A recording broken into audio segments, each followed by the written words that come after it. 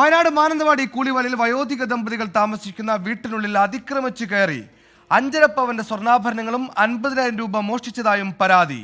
കുഴിമുള്ളിൽ ജോണിന്റെ വീട്ടിലാണ് മോഷണം നടന്നത്. സംഭവത്തിൽ പോലീസിന്റെ അന്വേഷണം തുടരുകയാണ്.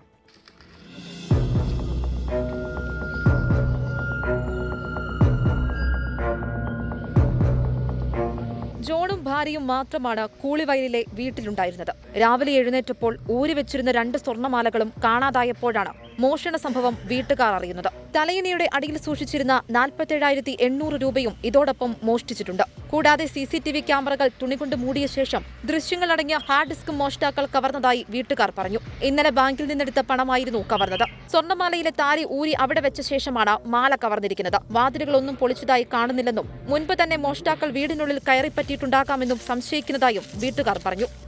CCTV ക്യാമറകൾ എല്ലാം മൂടിക്കെട്ടിക്കൊണ്ട് അകത്ത് കയറുകയും അതിൻ്റെ ഹാർഡ് ഡിസ്ക് എല്ലാം മോഷിച്ച് കൊണ്ടുപോവുകയും ചെയ്തു. അതുപോലെ തന്നെ ആ കൂട്ടത്തിൽ തന്നെ ഇവിടുത്തെ മാതാവ് അമ്മ സൂക്ഷിച്ചിരുന്ന അമ്മയുടെ കഴുത്തിൽ അടിഞ്ഞിരുന്ന മാല ബെഡിൻ്റെ അടിയിൽ വെച്ചിരുന്നു. അതുമെല്ലാം അതെടുത്ത് പോവുകയും അതുപോലെ തന്നെ 50,000 രൂപ അതും മോഷിച്ചു കൊണ്ടുപോയി.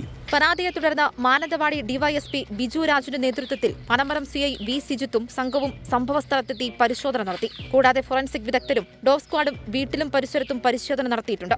24 വയനാട്.